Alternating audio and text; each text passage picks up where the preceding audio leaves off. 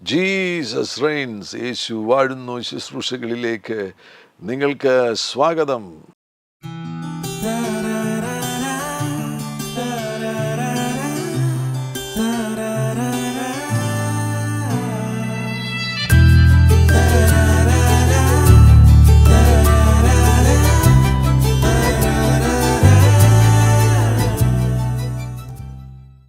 മാനസിക ആരോഗ്യം പരിശോധിക്കുക.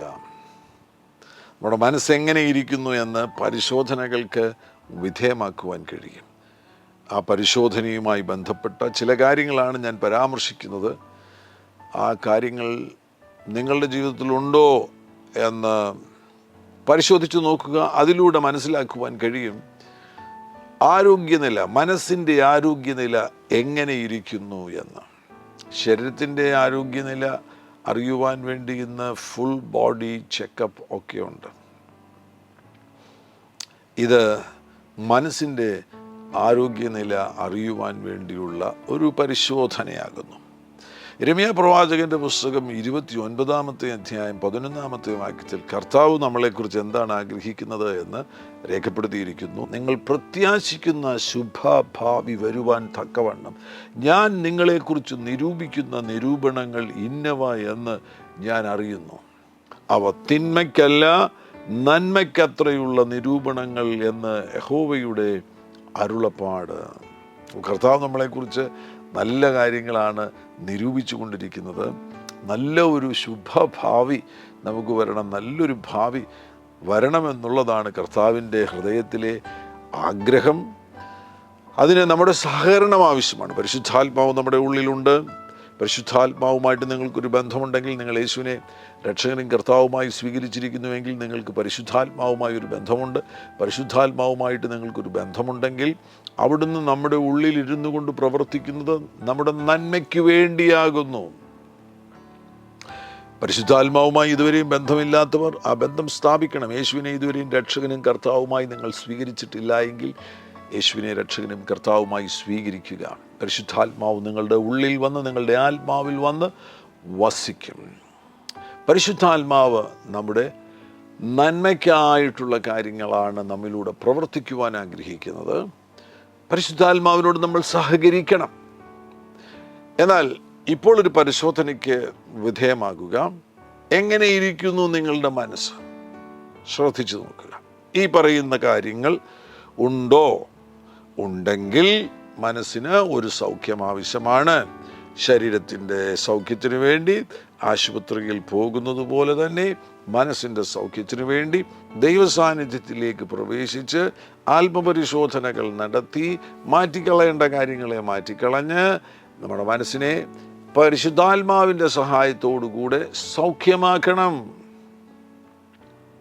ഈ അടയാളങ്ങൾ ശ്രദ്ധിക്കുക. ഒന്ന്, ഏറ്റവും പ്രധാനപ്പെട്ടത് മനസ്സുമായി ബന്ധപ്പെട്ട ഏറ്റവും പ്രധാനപ്പെട്ട ഗുണമെന്ന എന്താണ്? സമാധാനം. നിങ്ങളുടെ സമാധാനം എങ്ങനെയിരിക്കുന്നു? കൊലോസ്യ ലേഖനം 3-ാമത്തെ അധ്യായം അതിൻ്റെ 15-ാമത്തെ വാക്യത്തിൽ ക്രിസ്തുവിൻ്റെ സമാധാനം നിങ്ങളുടെ ഹൃദയങ്ങളിൽ വാഴട്ടെ. ക്രിസ്തുവിൻ്റെ സമാധാനം നിങ്ങളുടെ ഹൃദയങ്ങളിൽ വാഴട്ടെ. യോഹന്നാന്റെ സുവിശേഷം 14-ാമത്തെ അധ്യായത്തിൽ കർത്താവാകുന്ന യേശു ക്രിസ്തു അതിൻ്റെ 27-ാമത്തെ വാക്യത്തിൽ പറയുന്നുണ്ട്, സമാധാനം ഞാൻ നിങ്ങൾക്ക് തന്നേച്ചു പോകുന്നു, എൻ്റെ സമാധാനം ഞാൻ നിങ്ങൾക്ക് തരുന്നു. യേശുക്രിസ്തുവിൻ്റെ സമാധാനത്തിൻ്റെ പ്രത്യേകത എന്താണ്? കാറ്റടിച്ചപ്പോൾ, കടലിളകിയപ്പോൾ ആ പടകിൽ കിടന്നുറങ്ങുവാൻ കഴിയുന്ന സമാധാനമാണ് യേശുക്രിസ്തുവിൻ്റെ സമാധാനം. ഒന്നിനും യേശുവിനെ അസമാധാനത്തിലേക്ക് കൊണ്ടുപോകുവാൻ കഴിയത്തില്ല. ഒരു സാഹചര്യത്തിനും യേശുവിനെ അസമാധാനത്തിലേക്ക് കൊണ്ടുപോകുവാൻ കഴിയുകയില്ല. അത്തരത്തിലുള്ള സമാധാനം യേശുവിൻ്റെ സമാധാനം. ആ യേശുവിൻ്റെ സമാധാനമാണ് അവിടുന്ന് നമുക്ക് നൽകി തന്നിരിക്കുന്നത്. സമാധാനമുണ്ടോ? സമാധാനമില്ലാത്തൊരു അവസ്ഥയിലാണ് ഇപ്പോൾ ആയിരിക്കുന്നത് എങ്കിൽ മനസ്സിൻ്റെ ആരോഗ്യത്തെക്കുറിച്ച് ഒരു പരിശോധന കാര്യമായി നടത്തണം. എങ്ങനെ ഇരിക്കുന്നു എന്ന് ഒരു വിശകലനം നടത്തണം. തീർച്ചയായിട്ടും സമാധാനം ഏറ്റവും പ്രധാനപ്പെട്ടതല്ലേ. കർത്താവാകുന്ന യേശു ക്രിസ്തുവിനെ കുറിച്ച് പറയുന്നത് അവിടുന്ന് സമാധാനത്തിൻ്റെ പ്രഭുവാകുന്നു എന്നാണ്. യെശയ്യാ പ്രവാചകൻ്റെ പുസ്തകം 9-ാമത്തെ അധ്യായത്തിൽ നമുക്ക് കാണാൻ കഴിയുന്നുണ്ട്. അവിടുന്ന് സമാധാന പ്രഭു എന്നാണ് 6-ാം വാക്യത്തിൽ യേശുവിനെ വിളിക്കുന്നത്. സമാധാന പ്രഭു. 7-ാം വാക്യത്തിൽ അവൻ്റെ ആധിപത്യത്തിൻ്റെ വർധനയ്ക്കും സമാധാനത്തിനും അവസാനം ഉണ്ടാകുകയില്ല. രണ്ടാമതായിട്ട്, ആശയില്ലാത്ത ഒരവസ്ഥയിൽ നിങ്ങളായിരിക്കുന്നു. നിങ്ങൾക്കൊരു പ്രത്യാശയില്ല. ഭാവിയിലേക്ക് നോക്കുമ്പോൾ ശുഭകരമായിട്ടൊന്നും കാണുവാൻ കഴിയുന്നില്ല. ആശയില്ലാത്ത ഒരു നിലയിലാണിപ്പോൾ ജീവിക്കുന്നത് എങ്കിൽ അത് നൽകുന്ന സന്ദേശമെന്ന് പറയുന്നത് എവിടെയോ മനസ്സിന് കേടുവരുന്നുണ്ട്. മനസ്സിന് എവിടെയോ ഒരു ഇളക്കം തട്ടിയിട്ടുണ്ട്. റോമാലേഖനം 5-ാമത്തെ അധ്യായത്തിൽ അതിൻ്റെ 5-ാമത്തെ വാക്യത്തിൽ പ്രത്യാശയ്ക്കോ ഭംഗം വരുന്നില്ല. പ്രത്യാശയ്ക്കോ ഭംഗം വരുന്നില്ല. നാം കഷ്ടങ്ങളിലും, 4-ാം വാക്യത്തിൽ നാം കഷ്ടങ്ങളിലും പ്രശംസിക്കുന്നു, പ്രത്യാശയ്ക്കോ ഭംഗം വരുന്നില്ല. ഇനി 3 മുതൽ വായിക്കുകയാണെങ്കിൽ കഷ്ടത സഹിഷ്ണുതയും, സഹിഷ്ണുത സിദ്ധതയും, സിദ്ധത പ്രത്യാശയും ഉളവാക്കുന്നു. നമ്മുടെ സിദ്ധത എന്ന് പറയുമ്പോൾ ക്യാരക്ടർ, നമ്മുടെ സ്വഭാവം ക്രിസ്തു സമാനതയിലേക്ക് വരികയാണെങ്കിൽ അവിടെ നമുക്ക് ലഭിക്കുന്ന ഏറ്റവും വലിയ ഒരു അനുഗ്രഹമാണ് പ്രത്യാശ എന്ന് പറയുന്നത്. പ്രത്യാശ നമുക്ക് ലഭിക്കുമ്പോൾ കഷ്ടങ്ങളിലും നമ്മൾ പ്രശംസിക്കുകയാണ്. കാരണം എന്താണ്? നമുക്ക് ഭാവിയെക്കുറിച്ച് വളരെ വ്യക്തമായിട്ട് ബോധ്യമുണ്ട്. ആ പ്രത്യാശയ്ക്ക് ഭംഗം വരുന്നില്ല. ആശ നഷ്ടപ്പെട്ടു പോയിട്ടുണ്ടോ? ഭാവിയിലേക്ക് നോക്കുമ്പോൾ ഒന്നും ആശിക്കുവാനില്ലാത്ത ഒരു നിലയിലാണോ നിങ്ങളായിരിക്കുന്നത്? ഉറപ്പായിട്ടും അങ്ങനെയെങ്കിൽ ഒരു പരിശോധന നടത്തണം. തീർച്ചയായിട്ടും എബ്രായ ലേഖനം 12-ാമത്തെ അധ്യായത്തിൽ നമുക്ക് കാണാൻ കഴിയുന്നുണ്ട്, വിശ്വാസത്തിൻ്റെ നായകനും 2 മുതലുള്ള വാക്യങ്ങളിൽ വിശ്വാസത്തിൻ്റെ നായകനും പൂർത്തി വരുത്തുന്നവനുമായ യേശുവിനെ നോക്കുക.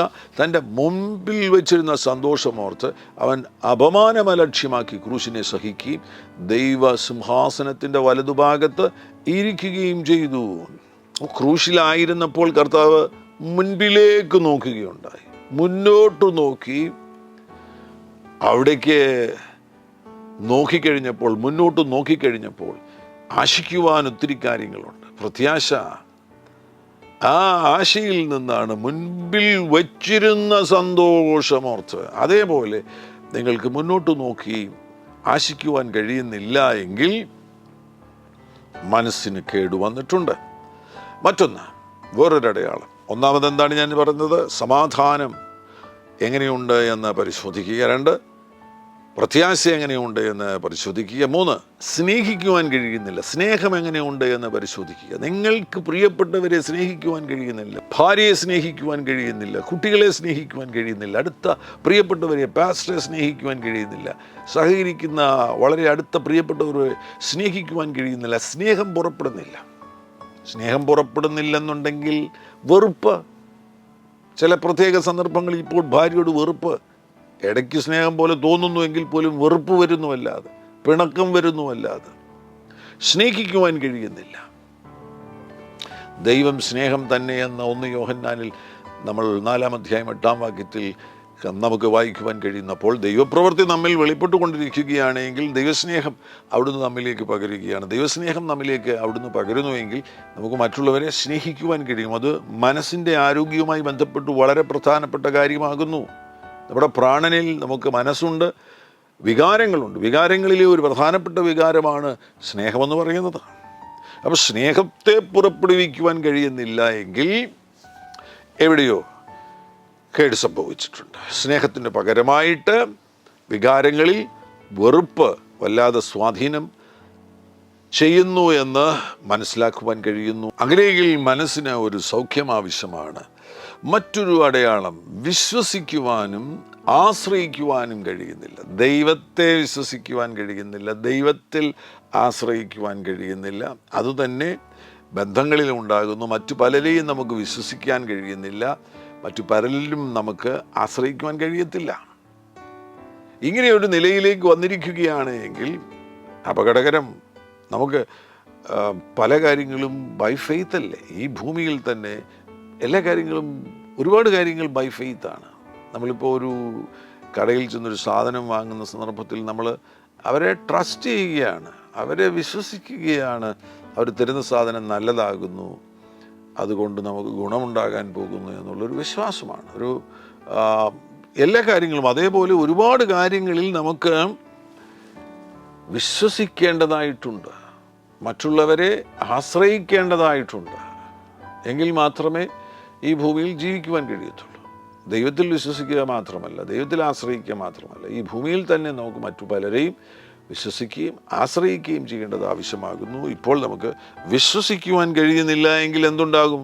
സംശയമുണ്ടാകും. പലരോടും പല കാര്യങ്ങളെ ചൊല്ലി നമുക്ക് സംശയമുണ്ടാകും. ആശ്രയിക്കാൻ കഴിയുന്നില്ലെന്നുണ്ടെങ്കിൽ നമ്മൾ തന്നെ എല്ലാ കാര്യങ്ങളും ചെയ്യുവാൻ വേണ്ടി ശ്രമിക്കും. അങ്ങനെ നമുക്ക് ചെയ്യാൻ കഴിയത്തില്ല. പലരുടെയും പക്കൽ ചുമതലകൾ ഏൽപ്പിച്ചെങ്കിൽ മാത്രമേ, കൂട്ടായി പ്രവർത്തിച്ചെങ്കിൽ മാത്രമേ വിജയം നേടിയെടുക്കുവാൻ കഴിയത്തുള്ളൂ. അത് പരിശോധിച്ച് നോക്കുക. വിശ്വസിക്കാൻ കഴിയുന്നുണ്ടോ?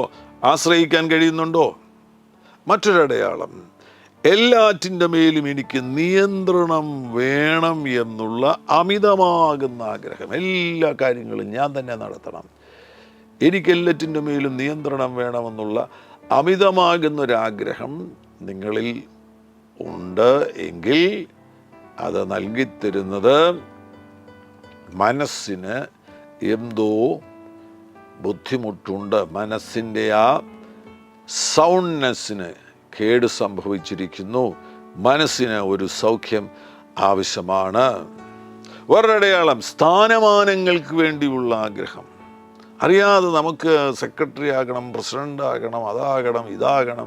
സ്ഥാനമാനങ്ങൾക്ക് വേണ്ടിയുള്ള ആഗ്രഹവും സ്ഥാനമാനങ്ങൾ നേടിയെടുക്കുവാൻ വേണ്ടിയുള്ള ശ്രമങ്ങളും നമ്മുടെ ഭാഗത്തു നിന്ന് വല്ലാതെ ഉണ്ടാകുകയാണ് എങ്കിൽ അതിൻ്റെ അർത്ഥമെന്ന് പറയുന്നത് എന്തൊക്കെയോ ആന്തരിക സംഘർഷങ്ങളെ പരിഹരിക്കുവാൻ വേണ്ടിയും ചില സ്ഥാനമാനങ്ങളിലൂടെ നമ്മളത് പരിഹരിക്കുവാൻ വേണ്ടി ശ്രമം നടത്തുകയാണ്.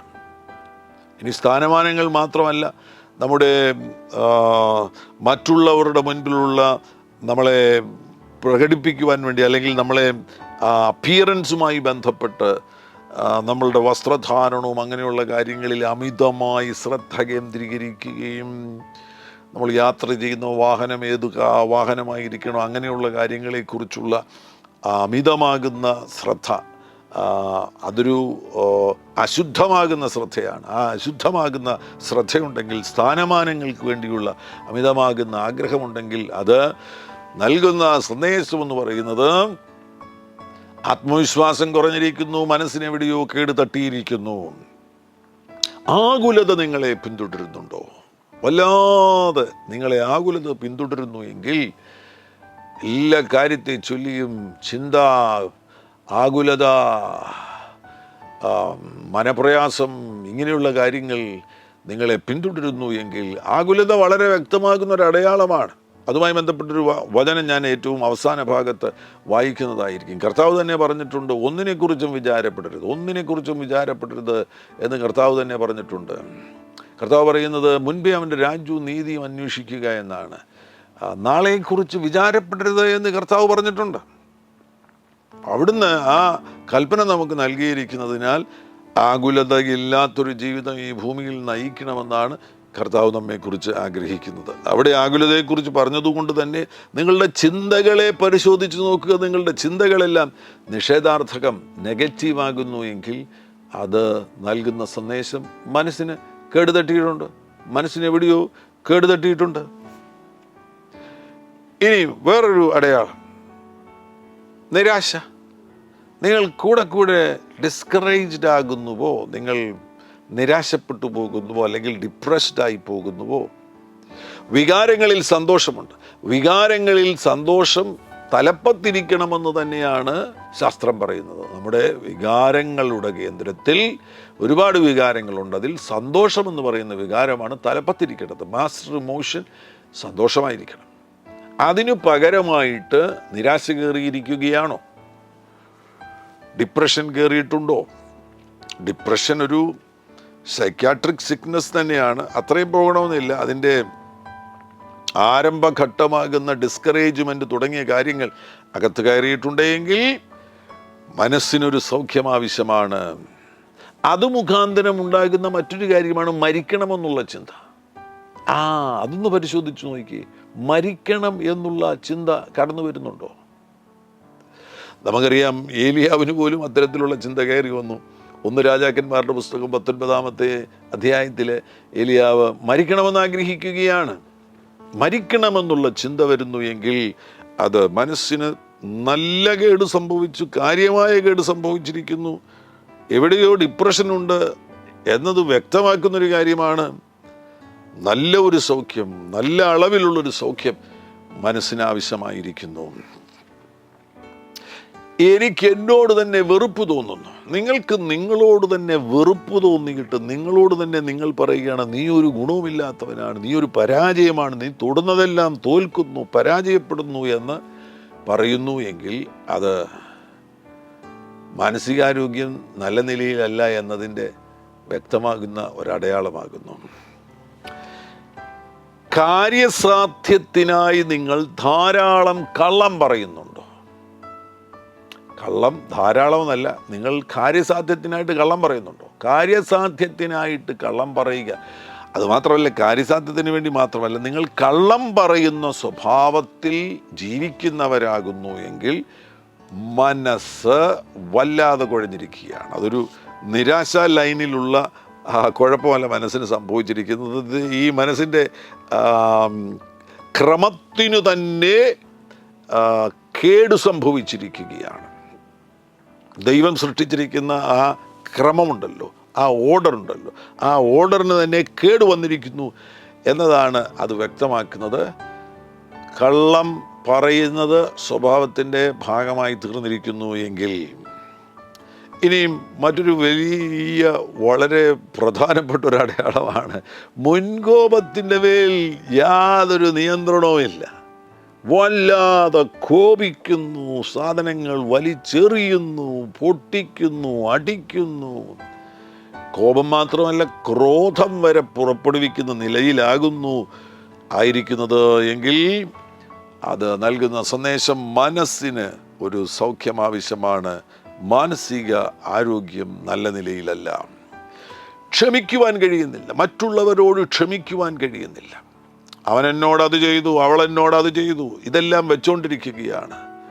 നിങ്ങൾക്ക് ഉടനടി ക്ഷമിക്കുവാൻ കഴിയുന്നില്ല എങ്കിൽ, ഉടനടി ക്ഷമിക്കുവാൻ, എന്തെങ്കിലും ഒരു മുറിവ് മറ്റുള്ളവരിൽ നിന്ന് വരികയാണ്, മറ്റുള്ളവർ നിങ്ങൾക്ക് വിരോധമായി എന്തെങ്കിലും ചെയ്യുന്നു, കേടുവരുത്തുന്ന സാഹചര്യങ്ങൾ അവർ സൃഷ്ടിക്കുകയാണ് എങ്കിൽ ഉടനടി നിങ്ങൾക്ക് ക്ഷമിക്കുവാൻ കഴിയുന്നുണ്ടോ?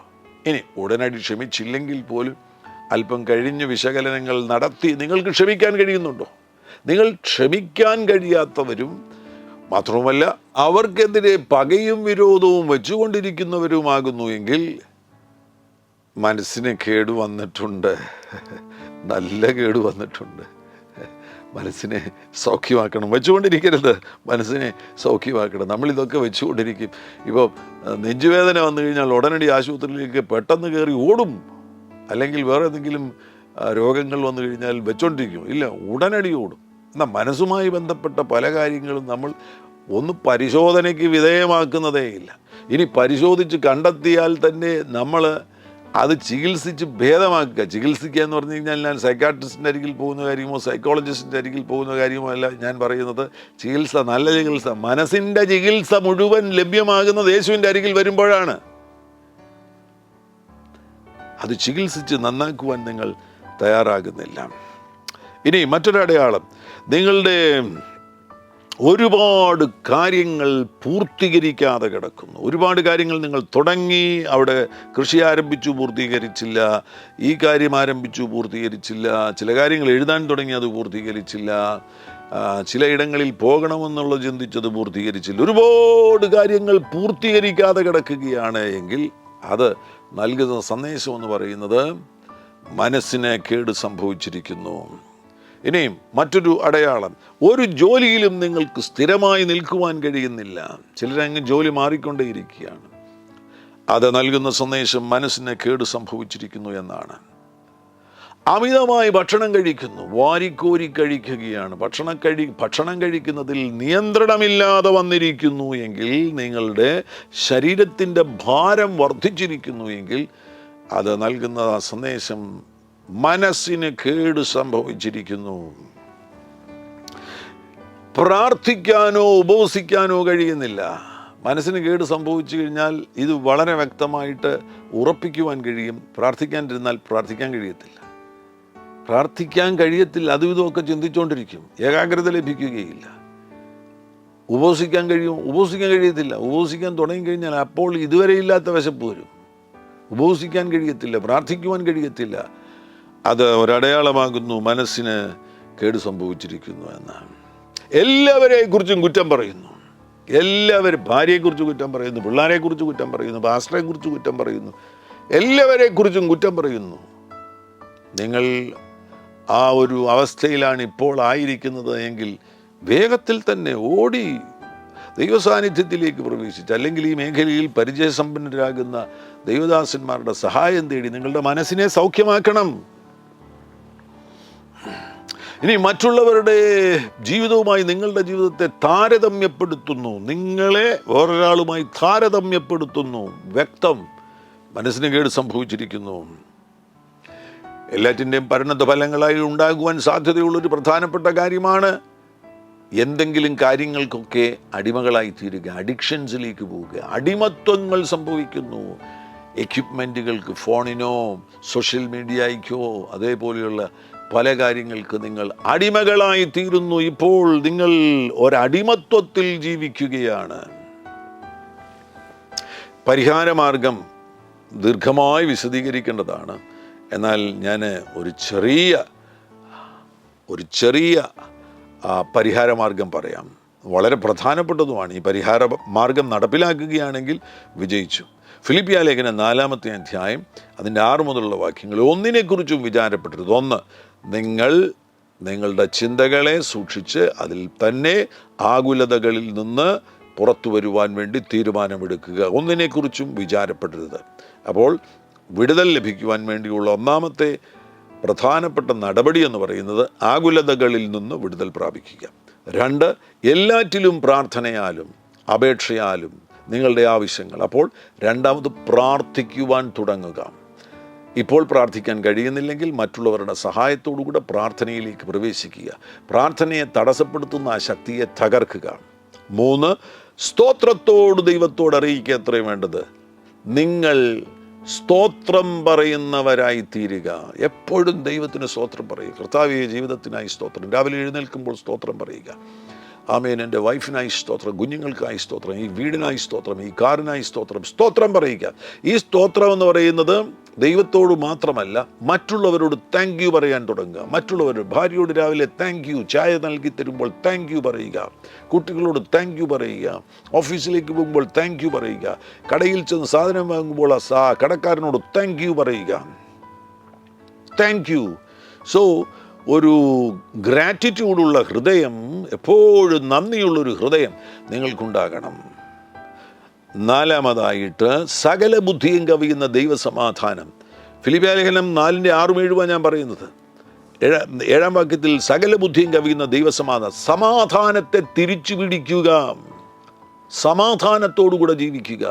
8-ാം വാക്യത്തിൽ ഒടുവിൽ സഹോദരന്മാരെ, സത്യമായതൊക്കെയും ഘനമായതൊക്കെയും നീതിയായതൊക്കെയും നിർമ്മലമായതൊക്കെയും രമ്യമായതൊക്കെയും സൽകീർത്തിയായതൊക്കെയും സൽഗുണമോ പുകഴ്ചയോ അതൊക്കെയും ചിന്തിച്ചു കൊള്ളുവീൻ.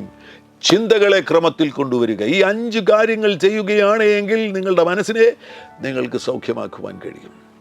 എന്തൊക്കെയാണ്? 1, ആകുലപ്പെടരുത്. 2, പ്രാർത്ഥിക്കുവാൻ തുടങ്ങണം. 3, എല്ലാത്തിനും നന്ദി പറയണം. Thank you, thank you, thank you, thank you. ദൈവത്തോട് നന്ദി പറയണം, മറ്റുള്ളവരോട് നന്ദി പറയണം. നന്ദിയുള്ള ഹൃദയം, എ ഹാർട്ട് ഓഫ് ഗ്രാറ്റിറ്റ്യൂഡ്. 4-മതായിട്ട് സമാധാനം. സമാധാനം, സകല ബുദ്ധിയും കവിയുന്ന സമാധാനം. അഞ്ചാമതായിട്ട് ചിന്തകളെ ദൈവവചനാടിസ്ഥാനത്തിലേക്ക് കൊണ്ടുവരിക. എല്ലാം നിഷേധാർത്ഥകമാകുന്ന, നെഗറ്റീവാകുന്ന അത്തരത്തിലുള്ള സകല ചിന്തകളെയും ഒഴിവാക്കി ചിന്തകളെ തിരികെ പിടിക്കുക.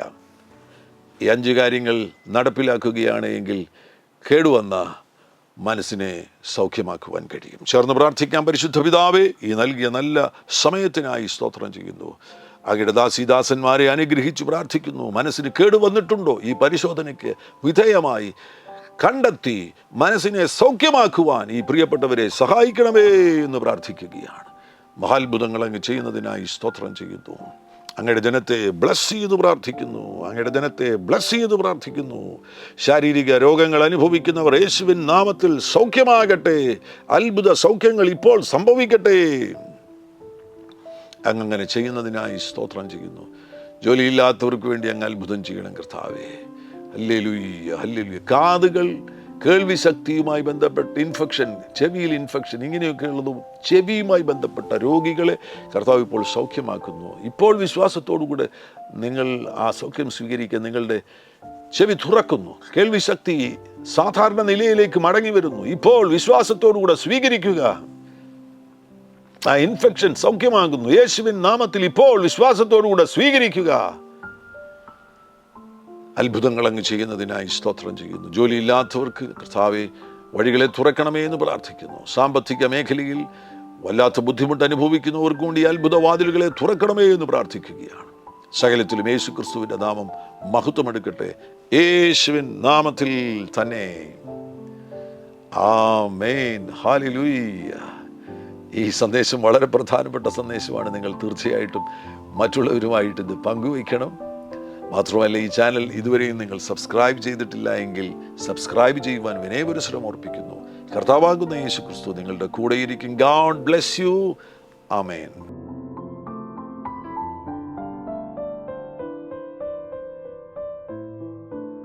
എല്ലാ പ്രഭാതത്തിലും 3 മിനിറ്റ് നീണ്ടു നിൽക്കുന്ന ഒരു ചെറിയ സന്ദേശം വാട്സപ്പിൽ അയക്കുന്നുണ്ട്. നിങ്ങൾക്കത് ലഭിക്കണമെന്ന ആഗ്രഹമുണ്ടെങ്കിൽ സ്ക്രീനിൽ കാണുന്ന നമ്പറിൽ ഒരു മെസ്സേജ് അയയ്ക്കുക. ഞങ്ങളുടെ ഓൺലൈൻ റേഡിയോ ആയ ജീസസ് റെയിൻസ് റേഡിയോയുടെ ആപ്പ് ഇതുവരെയും ഡൗൺലോഡ് ചെയ്തിട്ടില്ല എങ്കിൽ പ്ലേ സ്റ്റോറിലും ആപ്പ് സ്റ്റോറിലും ലഭ്യമാണ്. ജീസസ് റെയിൻസ് റേഡിയോ എന്ന് ടൈപ്പ് ചെയ്ത ശേഷം സെർച്ച് ചെയ്യുക. ആപ്പ് നിങ്ങൾ ഇപ്പോൾ തന്നെ ഡൗൺലോഡ് ചെയ്താലും. എല്ലാ പ്രഭാതത്തിലും 4 മണിക്ക് ടങ്സ് പ്രെയർ ഉണ്ടായിരിക്കുന്നതാണ്. നിങ്ങളുടെ ആത്മീയ വർധനവിനായി ദയവായി സൂമിൽ ജോയിൻ ചെയ്താലും. മീറ്റിംഗ് ID സ്ക്രീനിൽ നിങ്ങൾക്ക് ലഭ്യമാണ്. അതോടൊപ്പം തന്നെ എല്ലാ ബുധനാഴ്ചയും രാത്രി 10 മുതൽ 1 മണി വരെ നൈറ്റ് പ്രെയർ ഉണ്ടായിരിക്കുന്നതാണ്. നമുക്ക് ഒരുമിച്ച് രാജ്യങ്ങൾക്ക് വേണ്ടി പ്രാർത്ഥിക്കാം. ദയവായി സൂമിൽ ജോയിൻ ചെയ്താലും. ഈ യൂട്യൂബ് ചാനൽ നിങ്ങൾ ഇതുവരെയും സബ്സ്ക്രൈബ് ചെയ്തിട്ടില്ല എങ്കിൽ ഇപ്പോൾ തന്നെ സബ്സ്ക്രൈബ് ചെയ്യുക. ശേഷം ബെൽ ബട്ടൺ അമർത്താൻ മറക്കല്ലേ. ഈ സന്ദേശം മറ്റുള്ളവരിലേക്ക് അനുഗ്രഹമാകാൻ ഷെയർ ചെയ്താലും. കർത്താവ് നിങ്ങളെ ധാരാളമായി അനുഗ്രഹിക്കട്ടെ.